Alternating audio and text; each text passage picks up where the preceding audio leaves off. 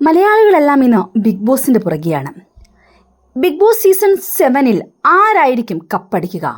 ഈ ഒരു ചോദ്യത്തിലേക്ക് ഉറ്റുനോക്കിയിരിക്കുകയാണ് ഇന്ന് മിക്ക മലയാളികളും. ഇപ്പോഴിതാ ബിഗ് ബോസിൽ ആദ്യം തന്നെ ഒരു വലിയ മുന്നേറ്റം നടത്തിയിരിക്കുകയാണ് രേണുസുധി. ഈ രേണുസുധിയുടെ 7 അയലത്ത് പോലും ആരുമില്ല എന്നതാണ് യാഥാർത്ഥ്യം. അനുമോൾ പോലും 5-ാമതാണ്. ഒരു അവിശ്വസനീയമായ ആധിപത്യമാണ് ബിഗ് ബോസ് സീസൺ 7-ന്റെ ആദ്യഘട്ടത്തിൽ തന്നെ രേണുസുധി സ്വന്തമാക്കിയിരിക്കുന്നത്. ഏഷ്യാനെറ്റ് പങ്കുവച്ച ഇൻട്രോ വീഡിയോയിൽ 20 ലക്ഷം വ്യൂസാണ് രേണു സ്വന്തമാക്കിയത്. രണ്ടാമതെത്തിയ ആദിലയ്ക്കും നൂറയ്ക്കും വെറും 1.5 ലക്ഷം വ്യൂസ് മാത്രമാണ് ലഭിച്ചത്. പ്രേക്ഷകർ ഏറെ പ്രതീക്ഷ അർപ്പിച്ച അനുമോൾ 5-ാം സ്ഥാനത്തേക്ക് പിന്നിലായി. 72,000 മാത്രമാണ് അനുമോളുടെ വീഡിയോയ്ക്കുള്ള വ്യൂസ്. ഇതിലൂടെ രേണുവിന്റെ അപ്രമാദിത്യം തന്നെയാണ് വ്യക്തമാകുന്നത്. ഇതിനോടകം തന്നെ രേണുവിന് ആർമി ഗ്രൂപ്പും ഫാൻസും ഒക്കെ ആരംഭിച്ചിട്ടുണ്ട്. മറ്റുള്ളവർക്കൊന്നും ഇതുവരെ അങ്ങനൊന്നും ഉണ്ടായിട്ടില്ല എന്നതാണ് നമ്മൾ മനസ്സിലാക്കുന്നത്. സോഷ്യൽ മീഡിയയിലെങ്ങും നിറഞ്ഞു നിൽക്കുകയാണ് രേണുസുധി.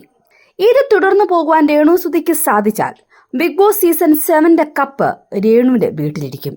രേണുവിനെ പിന്തള്ളി മുന്നിൽ കയറാൻ മറ്റു മത്സരാർത്ഥികൾ നന്ദി വിയർക്കേണ്ടി വരും. അത് മനസ്സിലാക്കി പലരും രേണുവിനെ ടാർഗറ്റ് ചെയ്യുന്നതായിട്ടാണ് ഇപ്പോൾ ബിഗ് ബോസ് ഹൗസിൽ കാണാനാകുന്നത്. രേണുസുധിയെ ബിഗ് ബോസിൽ എത്തിച്ചതുവഴി വലിയ നേട്ടമാണ് ബിഗ് ബോസ് ഉണ്ടാക്കിയിരിക്കുന്നത്. സാധാരണ ആദ്യ പകുതി കഴിയുന്നതോടെ മാത്രം ആക്റ്റീവാകുന്ന കാണികൾ ഇപ്പോൾ തന്നെ ആവേശത്തിലാണ്.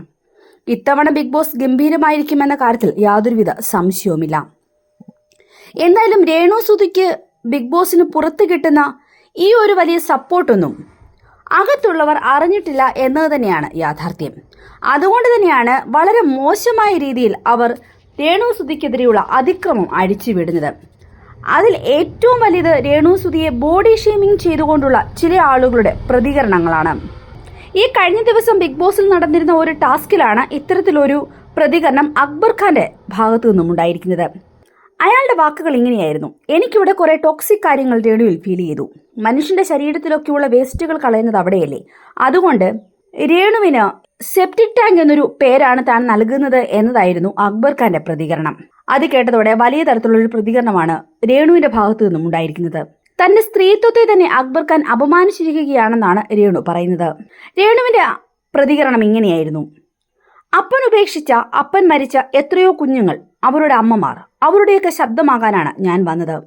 എന്നെ പലതും പുറത്തുനിന്ന ആൾക്കാർ പറഞ്ഞിട്ടുണ്ട്. ഞാനൊരു വിധവയാണ്, സിംഗിൾ മദറാണ്. ഒന്ന് ഒരുങ്ങി നടന്നാൽ മോശം സ്വഭാവമായി. പല അസഭ്യങ്ങളും എന്നെ വിളിച്ചിട്ടുണ്ട്. പക്ഷെ ആദ്യമായാണ് സെപ്റ്റിക് ടാങ്ക് എന്ന് ഒരാൾ പറയുന്നത്.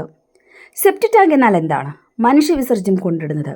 ഇത് സ്ത്രീത്വത്തെ തന്നെ അവഹേളിക്കുകയാണ്. ഞാൻ എന്ന സ്ത്രീ ഉരുകിപ്പോയി. എന്തായാലും ഈ ഒരു ടാസ്കിലെ ഇത്തരമൊരു പരാമർശത്തിനെതിരെ സോഷ്യൽ മീഡിയയിൽ വലിയ തോതിലുള്ള അമർഷം ഇപ്പോൾ നുരഞ്ഞു പൊന്തിക്കൊണ്ടിരിക്കുകയാണ്.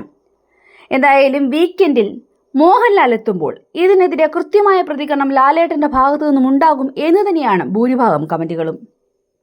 എന്നാൽ ചിലരൊക്കെ രേണുസുധി വുമൺ കാർഡ് ഇറക്കി കളിക്കുകയാണ് എന്ന ചില പ്രതികരണങ്ങളുമായും രംഗത്ത് വന്നിട്ടുണ്ട്. എന്തായാലും ഈ വീക്കെൻഡ് എപ്പിസോഡ് കാണുവാൻ കാത്തിരിക്കുകയാണ് മലയാളികൾ. എന്തായിരിക്കും ലാലേട്ടന്റെ പ്രതികരണം എന്നറിയുവാനുള്ള ആകാംക്ഷയിലാണ് എല്ലാവരും.